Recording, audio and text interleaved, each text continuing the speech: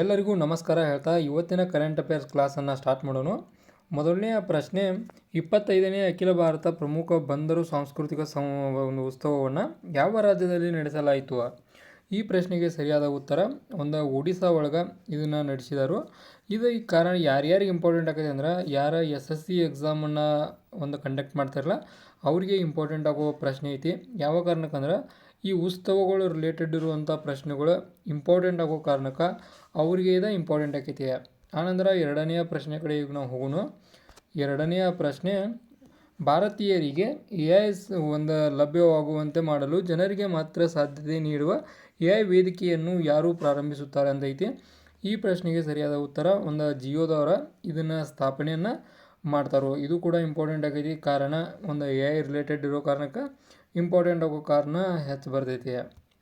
ಆನಂತರ ಮುಂದಿನ ಪ್ರಶ್ನೆ, ಮಹಾರಾಷ್ಟ್ರದಲ್ಲಿರುವ ನವಿ ಮುಂಬೈ ಅಂತಾರಾಷ್ಟ್ರೀಯ ವಿಮಾನ ನಿಲ್ದಾಣವನ್ನು ಏನೆಂದ ಹೆಸರಿಡಲಾಗಿದೆ ಅಂತ ಹೇಳಿದರು. ಯಾರ ಹೆಸರನ್ನು ಅದಕ್ಕೆ ಇಟ್ಟಾರ ಅಂತೇಳಿ. ಇದಕ್ಕೆ ಆನ್ಸರ option number C, DB Patil ಅಂತೇಳಿ ಐತಲ್ಲ. ಇದು ಕೂಡ ಇಂಪಾರ್ಟೆಂಟ್ ಆಗೈತಿ ಸ್ಟೇಟ್ ಗೌರ್ಮೆಂಟ್ ಎಕ್ಸಾಮ್ಗಳಿಗೆ.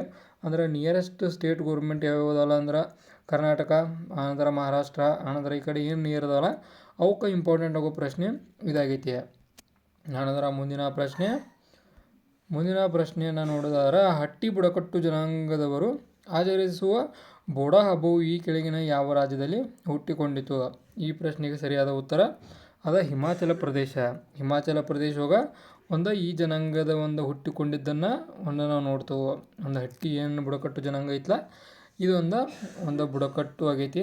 ಈ ಬುಡಕಟ್ಟು ಜನಾಂಗ ಈ ಹಿಮಾಚಲ ಪ್ರದೇಶವಾಗ ಹುಟ್ಟಿಕೊಂಡಿರೋದ ವಿಶೇಷತೆಯನ್ನು ಒಳಗೊಂಡೈತಿ. ಕಾರಣ ಇದು ಕೇವಲ ಹಿಮಾಚಲಕ್ಕಷ್ಟೇ ಸೀಮಿತ ಆಗಿಲ್ಲ, ಅಲ್ಲೇ ನಿಯರೆಸ್ಟ್ ಇರುವ ಪ್ರದೇಶಗಳು ಕೂಡ ಸೀಮಿತ ಆಗೈತೆ ಅಂತ ಹೇಳ್ಬೋದು. ಆನಂತರ ಮುಂದಿನ ಪ್ರಶ್ನೆ, ಖೇಲೋ ಇಂಡಿಯಾ ಬೀಚ್ ಗೇಮ್ಸ್ 2026ರಲ್ಲಿ ಪ್ರಥಮ ಸ್ಥಾನ ಪಡೆದವರು ಯಾರು? ಇದಕ್ಕೊಂದು ನಾವು ಹೆಮ್ಮೆಯಿಂದ ಹೇಳ್ಬೋದು, ಅದು ನಮ್ಮ ಕರ್ನಾಟಕ ಅಂತ ಹೇಳ್ಬೋದು. ಕರ್ನಾಟಕದವರ ಪ್ರಥಮ ಸ್ಥಾನ ಅಂದ್ರೆ ಫಸ್ಟ್ ಪ್ಲೇಸನ್ನು ಕರ್ನಾಟಕದವರು ಪಡ್ಕೊಂಡಾರು. ಇದನ್ನು ನಾವು ಆಲ್ರೆಡಿ ಕರೆಂಟ್ ಅಫೇರ್ಸ್ ಒಂದಿದ್ರು ನೋಡಿದ್ದು ಖೇಲೋ ಇಂಡಿಯಾ ಯೂತ್ ಗೇಮ್ಸ್ ಬಗ್ಗೆ. ಇದಕ್ಕೆ ವಿನ್ನರ್ ಆಗಿ ನಮ್ಮ ಕರ್ನಾಟಕದವರ ಇದನ್ನು ಸೆಲೆಬ್ರೇಟ್ ಮಾಡಿದ್ದ ವಿಶೇಷತೆ ಅಂತ ಹೇಳ್ಬೋದು. ಇದು ಸ್ಟೇಟ್ ಗೌರ್ಮೆಂಟ್ ಎಕ್ಸಾಮ್ಗೆ ಇಂಪಾರ್ಟೆಂಟ್ ಆಗೈತಿ. ಅಂದ್ರೆ SDI FD ಏನು ಯಾರು ಬರೀತಿರಲ್ಲ ಅವ್ರಿಗೆ ಇಂಪಾರ್ಟೆಂಟ್ ಆಗೋ ಚಾನ್ಸ ಭಾಳ ಐತಿ. ಆನಂತರ ಡೈರೆಕ್ಟಾಗಿ ಮುಂದಿನ ಪ್ರಶ್ನೆಗೆ ಹೋಗ್ಕೊನು. ಮುಂದಿನ ಪ್ರಶ್ನೆಯನ್ನು ನೋಡೋದಾದ್ರೆ, ರಾಷ್ಟ್ರೀಯ ರಸ್ತೆ ಸುರಕ್ಷತಾ ಸಪ್ತಾಹ 2026 ಜನವರಿ 11ರಿಂದ ಏನು ಸ್ಟಾರ್ಟ್ ಆಗಿತ್ತಲ್ಲ, ಇದು ಯಾವ ದಿನದವರೆಗೆ ನಡಿತೈತಿ ಅಂತ ಕ್ವಶನ್ ಐತಿ. ಇದಕ್ಕೆ ಆನ್ಸರ್ ಜನವರಿ 17ನೇ ತಾರೀಕು ಮಟ್ಟ ಇದು ನಡಿತೈತಿ.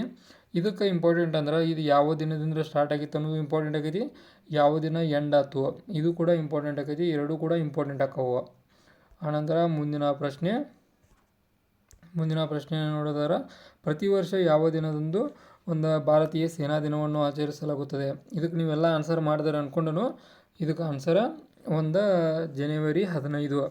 ಅದೇ ರೀತಿ ನೀವು ಇದನ್ನೊಂದು ಇಂಪಾರ್ಟೆಂಟ್ ಅಲ್ಲ, ಇದು ಆರ್ಮಿ ಡೇ ಅಂತೇಳಿ ಇದನ್ನೊಂದು ಇಂಪಾರ್ಟೆಂಟ್ ಅಲ್ಲ, ಅದ್ರ ಜೋಡಿ ಬೇರೆ ಬೇರೆ ಡೇಗಳದಲ್ಲ. ನೇವಿ ಡೇ, ಆನಂತರ ಏರ್ಫೋರ್ಸ್ ಡೇ ಎಲ್ಲ ಕೂಡ ಇಂಪಾರ್ಟೆಂಟ್ ಆಕ್ಕವು. ಆ ಕಾರಣಕ್ಕೆ ಎಲ್ಲ ಕೂಡ ನೆನಪಿಟ್ಕೋರಿ. ಆನಂತರ ಮುಂದಿನ ಪ್ರಶ್ನೆಗೆ ನಾವು ಹೋಗೋಣ. ಮುಂದಿನ ಪ್ರಶ್ನೆ, ಭದ್ರತೆ, ಸುರಕ್ಷತೆ ಮತ್ತು ಅಗ್ನಿಶಾಮಕ ರಕ್ಷಣೆಯ ಕ್ಷೇತ್ರದಲ್ಲಿ ವಿಶ್ವದ ಪ್ರಮುಖ ಮತ್ತು ಅತಿ ದೊಡ್ಡ ಪ್ರದರ್ಶನವಾದ ಇಂಟರ್ಸೆಟ್ 2026 ಎಲ್ಲಿ ನಡೆಸಲಾಯಿತು ಅಂತೈತಿ. ಈ ಕ್ವಶನ್ಗೆ ಆನ್ಸರನ್ನು ನೋಡೋದಾದ್ರೆ ಅದು ದುಬೈ ಒಳಗೆ ಈ ಇಂಟರ್ಸೆಕ್ಟ್ 2026 ಇಲ್ಲೇ ನಡೆಸಿದ್ದಾರೆ ಅಂತ ಹೇಳ್ಬೋದು. ಅಂದ್ರೆ ಭದ್ರತೆ, ಸುರಕ್ಷತೆ, ಅಗ್ನಿಶಾಮಕ ಕ್ಷೇತ್ರದ ಪ್ರಮುಖ ಇದಾಗಿದ್ದ ಕಾರಣಕ್ಕೆ ಇದು ನಡೆದಿದ್ದ ದುಬೈ ಒಳಗೆ. ಆನಂತರ ನಿಮಗೋಸ್ಕರ ಸ್ಟ್ಯಾಟಿಕ್ GK ಕ್ವಶನನ್ನು ನೋಡೋದಾದ್ರೆ, ನಾವು ಇವತ್ತಿನ ಸ್ಟ್ಯಾಟಿಕ್ GK ಪ್ರಶ್ನೆ ಕೂಡ ಇಲ್ಲೇ ಇದನ್ನು ಡಿಸ್ಕಷನ್ ಮಾಡ್ದನು. ಅದೇನಪ್ಪ ಅಂದ್ರೆ, ಸ್ಟ್ಯಾಟಿಕ್ GK ಪ್ರಶ್ನೆ, ಪ್ಲಾಸಿ ಕದನ ಯಾವಾಗ ನಡೆಯಿತು? ಇದಕ್ಕೆ ಆನ್ಸರ್ ಮಾಡಿರಿ. ಪ್ಲಾಸಿ ಕದನ ಯಾವಾಗ ನಡೆಯಿತು ಅಂತ ಎಷ್ಟು ಜನ ಸ್ಟ್ಯಾಟಿಕ್ GK ಬಗ್ಗೆ ನಾಲೆಜ್ ಐತೆ ಅಂತ ತಿಳ್ಕೊಳ್ಳೋಣ. ಮುಂದಿನ ದಿನಗಳ ಸ್ಟ್ಯಾಟಿಕ್ GK ಕ್ಲಾಸ್ ಕೂಡ ಮಾಡೋಣ. ಇದಾಗಿತ್ತ ಇವತ್ತಿನ ಕರೆಂಟ್ ಅಫೇರ್ಸ್ ಕ್ಲಾಸ. ಇದೇ ಥರ ನಿಮ್ಗೆ ಇನ್ಫಾರ್ಮೇಟಿವ್ ವಿಡಿಯೋಗಳು ಬೇಕಾದ್ರೆ ಚಾನಲ್ ಸಬ್ಸ್ಕ್ರೈಬ್ ಮಾಡ್ಕೊರಿ. ವಿಡಿಯೋ ಇನ್ಫಾರ್ಮೇಟಿವ್ ಅವ್ರ ಮಾತ್ರ ಲೈಕ್ ಕೊಟ್ಟು ನಮ್ಗೆ ಸಪೋರ್ಟ್ ಮಾಡೋದನ್ನು ಮಾತ್ರ ಮರಿಬೇಡ್ರಿ.